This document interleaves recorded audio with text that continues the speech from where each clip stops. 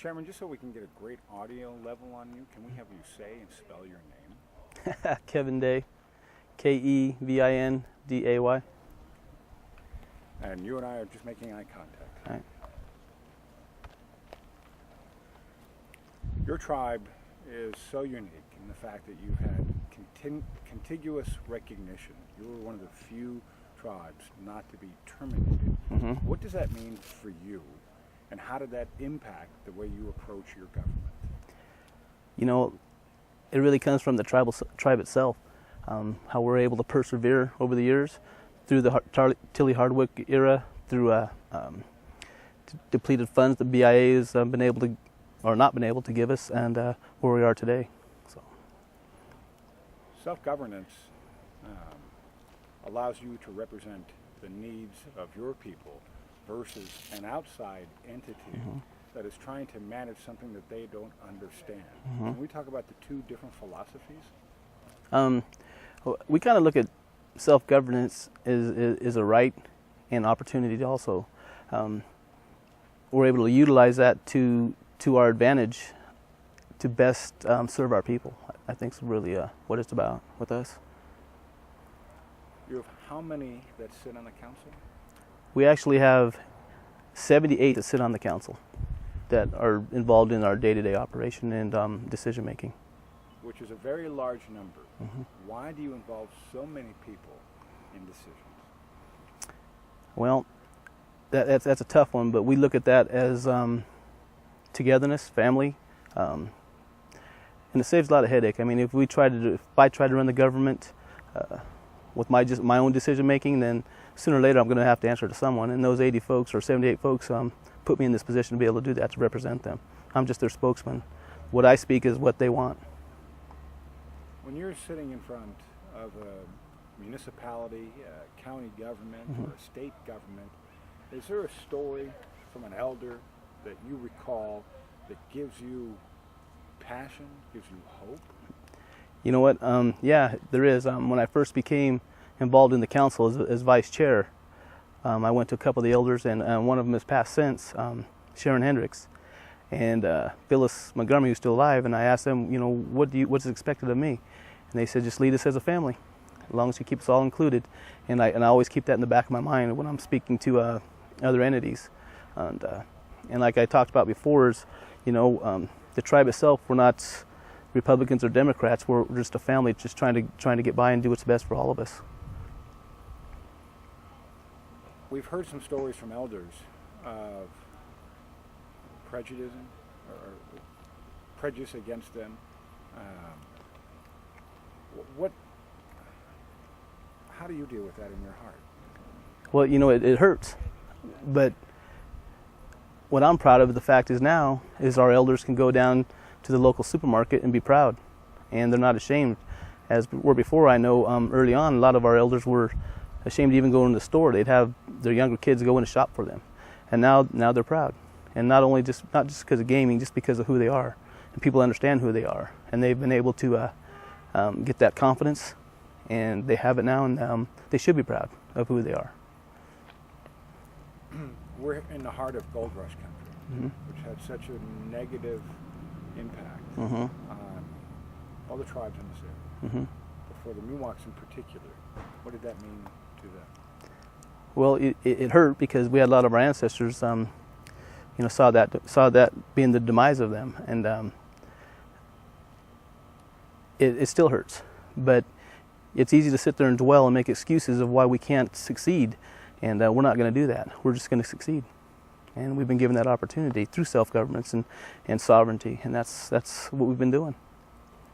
Because of the solidarity and the efficiency of your tribal government, are there other municipalities or other governmental organizations that reach out to you?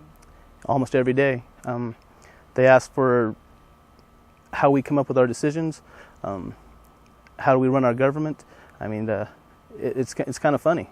I was really surprised to see how much in disarray a lot of the local governments are, and they look to us for common sense, I think, and give them that comfortability level that they're making good decisions for their people. And we're asked almost on a daily basis for our input, which makes me proud. we've heard from a tribal council member that it seems to be full circle. Mm-hmm. What does that mean? Well, you know the story of the Indian people and with the gold rush and everything else and all those sorts of things. Now, instead of us looking to the government for handouts and those sorts of things and advice, they're coming to us. Our tribal people are respected people of this community, as before where they weren't. There was a lot of prejudice back then. Now, you heard a couple tribal elders say that, you know, some of the folks that were prejudiced against them now work for us. And not that that's something I want to get into, but we've been given the opportunity to prove ourselves, and we're doing that. And we've come full circle. We're really respected now. We're active members of all local agencies and community events here in this county, and we thrive on that.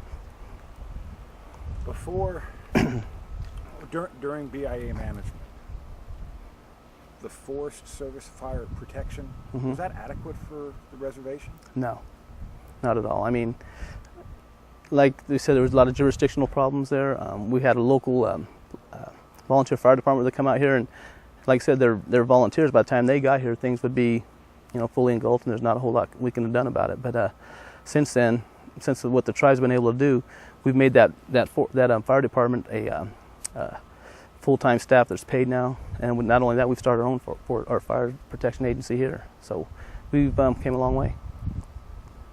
We began this journey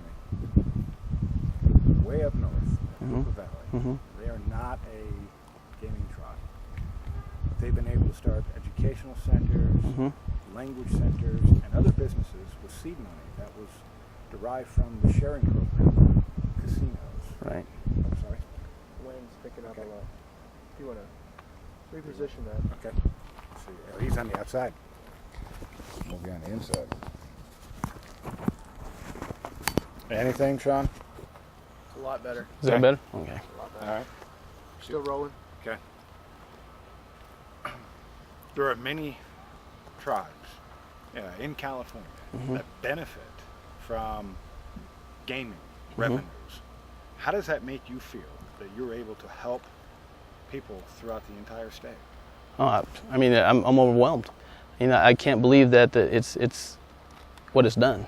I don't look at as gaming as our way out. I just look at it as our opportunity to do those things, and it's been just a heck of a ride for us. We've done this in 5 years. To be able to have economic opportunities, Mhm. what do you do once you've been given that opportunity? You know, we diversify. I mean, we're one of the biggest shareholders in one of our local banks. You know, we bought probably about 800 acres in the area for different things. We bought some condominiums for income for. I could go on and on. I mean, there's just a whole gamut of things that we've done to diversify. I mean, if Indian gaming ended, we want to make sure that we're set up for, you know, many years to come, and that's what we're trying to do right now. And with those revenues, you're able to reinvest into the future Mhm. through education. Mm-hmm. Tell me, how does that work, and how is that working to fulfill your goals for your community? Well, we have kids who are going to college, you know, and then, you know, they're able to pick their careers. I mean, you know, when I was growing up, I had to, you know, my career picked me. I didn't pick my career. Now they have opportunity. They're able to come back here to the council and give back.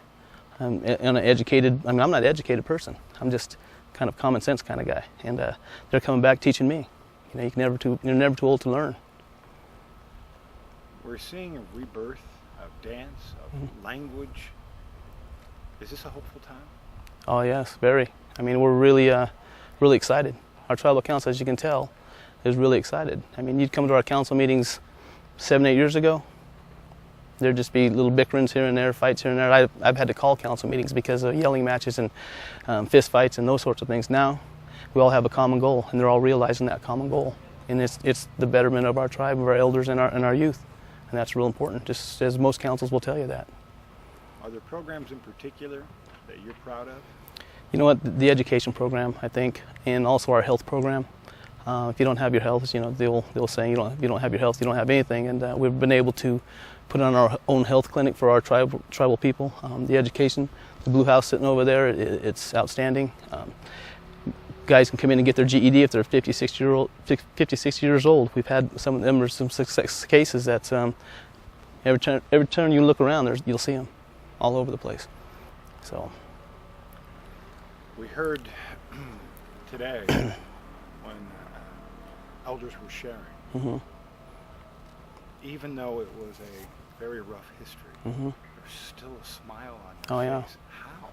You know what? That's part of the perseverance. You have to have a sense of humor, and you have to know there's hope. And I think in Indian people's eyes, they always know there's hope. There's never any lost hope. We think we can do it, and I'm real proud of that. What else can you do? We can't dwell on that. Like I said, we can't dwell on the gold rush. We can't dwell on those things that were negative against us. But we try to find the positive. Your tribe has been instrumental in holding county governments Mm-hmm. accountable Mm-hmm. for disturbing sacred burial grounds, Right. sacred sites. How did that come about? Well, we just actually went to the Board of Supervisors meeting and demanded government-to-government relationship. We showed them what we're about. They respect what we do. We've not only our actions are what we mean, and I think they respect that now. And it started with a couple of local supervisors that actually were optimistic to us. They didn't think we were just a tribe sitting around getting BIA monies. They knew that we were a tribe of what we said we meant. And I think we've proven that to them. That's what it took for us to prove to them. And that's okay, because in the long run it does benefit us.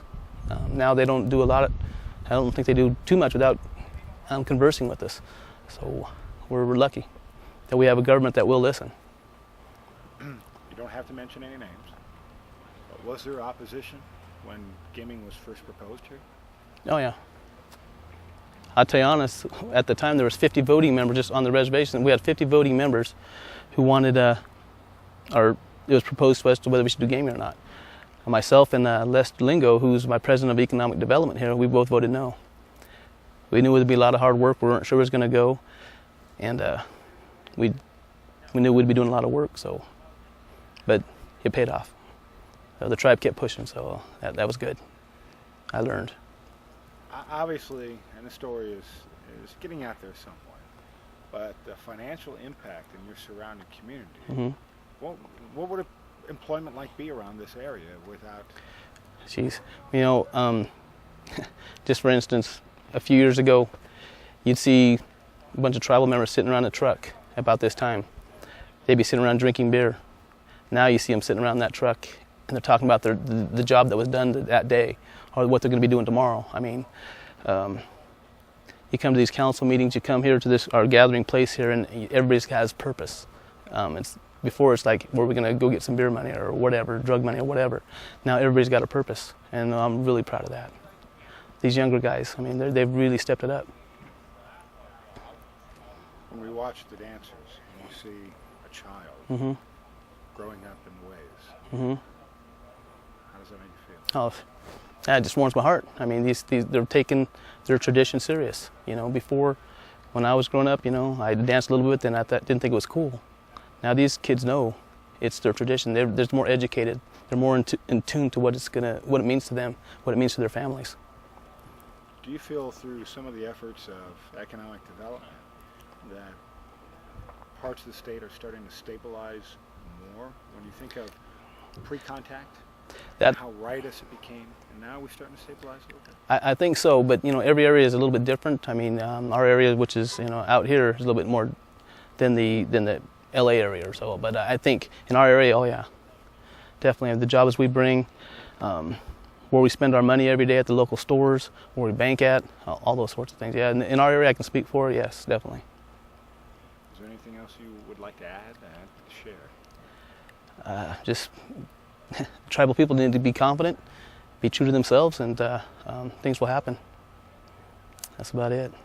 Is there anything, knowing that nations are gathering Mm-hmm. in October, Mm-hmm. National Congress, what do you want them to know about California? Well, that's a tough one, but I think what they need to understand is that there are a lot of tribes out here that people just don't know about. Some of our tribes that aren't federally recognized, and they need to be taken serious also. We're a small tribe, and we have a lot of Indian people who aren't recognized for whatever reason, look to us for help. I think on a bigger scale, those there in Washington and those places need to look at that a little bit more serious, because there's Indian people that are falling through the cracks, and that's not what we're about. We're about trying to pick those people up in those cracks and help them. Good? Perfect. All right, I gotta pick